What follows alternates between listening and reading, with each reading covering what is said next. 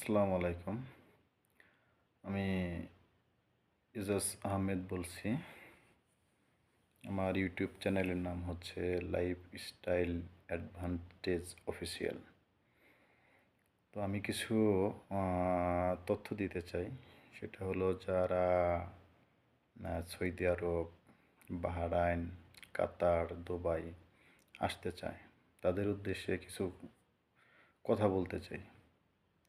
অনেকেই ফ্রি ভিসায় এই আরব কান্ট্রিগুলোতে আসে, কাজ জানা নেই, তারা শুধু ফ্রি ভিসা নিয়ে এই সমস্ত কান্ট্রিতে আসে, এসে কি হয়রানির শিকার হয়, লাস্টে চাকরি পাচ্ছে না, তারপর হয়তো কোনো সাপ্লাইয়ের আন্ডারে পড়ে যায়, সেখানে দুঃখের শেষ থাকে না। ফ্রি ভিসায় এসে কাজের কোনো সন্ধান নাই। তো আমি কিছু কথা বলবো, সেটা হলো আপনারা যেই আসেন, ফ্রি ভিসায় যেই আসেন, সেটা হলো আপনাকে কাজ শিখে আসতে হবে। আপনারা যেই কেন না আসেন, কাজ শিখে আসবেন। কাজ শিখে আসলে অবশ্যই আপনাদের চাকরি আছে, আপনারা চাকরি পাবেন, আপনারা আপনাদের কর্মক্ষেত্র খুঁজে পাবেন ইনশাল্লাহ। কিন্তু আপনারা কি কাজ শিখবেন? যে যে কাজের উপর পারদর্শী সে সেই কাজ শিখবেন। কেউ হয়তো প্লাম্বারের কাজ, কেউ হয়তো রাজমিস্ত্রির কাজ, মানে কনস্ট্রাকশন সাইটের কাজ, কেউ শিখতেছে আপনার কফি শপের কাজ, কেউ শিখতেছে পিৎজা বার্গারের কাজ, কেউ ইলেকট্রিক্যাল। যে কোনো একটা কাজের দক্ষতা নিয়ে আপনারা আসবেন। এই সমস্ত কান্ট্রিতে আসতে হলে যে কোনো কাজের একটা দক্ষতা নিয়ে আপনাকে আসতে হবে।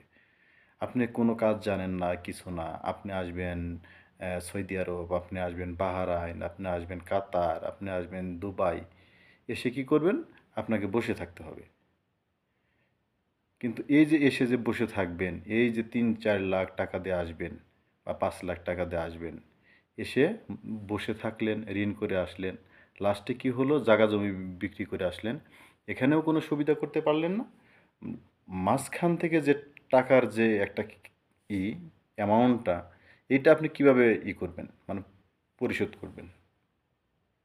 তো যেই কেন না আসেন, যে আপনি ভাই ভাইয়েরা, বাংলাদেশি ভাইয়েরা, একটাই রিকোয়েস্ট করব, আপনারা ড্রাইভিং শিখেন, যে কোনো কাজের একটা পারদর্শী নিয়ে আপনারা আসবেন। যদি ফ্রি ভিসায় আসেন, তাহলে হয়তো কারো না কারো মাধ্যমে আপনারা একটা চাকরি পেয়ে যাবেন।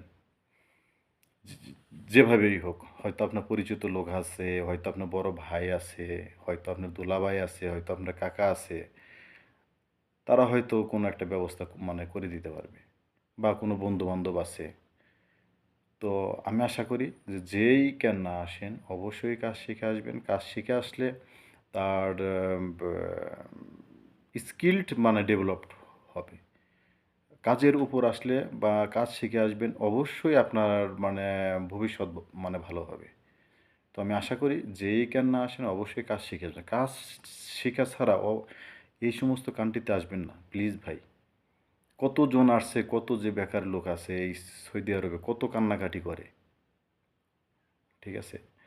তো একটাই রিকোয়েস্ট, আপনারা কাজ শিখে আসবেন। অবশ্যই কাজ শিখে আসলে অবশ্যই আপনাদের স্কিল আপনি ভালো হবে, অবশ্যই একটা কিছু করতে পারবেন। ঠিক আছে? আর বিদেশে আসতে হলে অবশ্যই যে দালালকেই কেন না ধরেন। আমি কয়েকদিন আগে আমার একটা এলাকার একটা নাম বলবো না, নাম বলাটা ঠিক হবে না, উনি আমাকে ফোন দিয়েছে। তো আমি বলছি যে কত টাকা নিয়ে খরচ হয়েছে আসতে সৌদি আরব?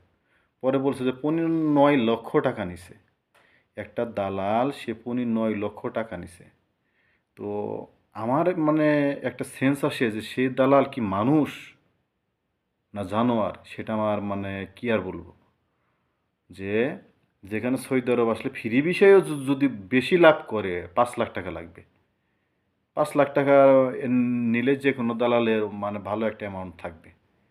সেই জায়গায় ৯ লক্ষ টাকা নিছে। সে কি মানুষ নাকি?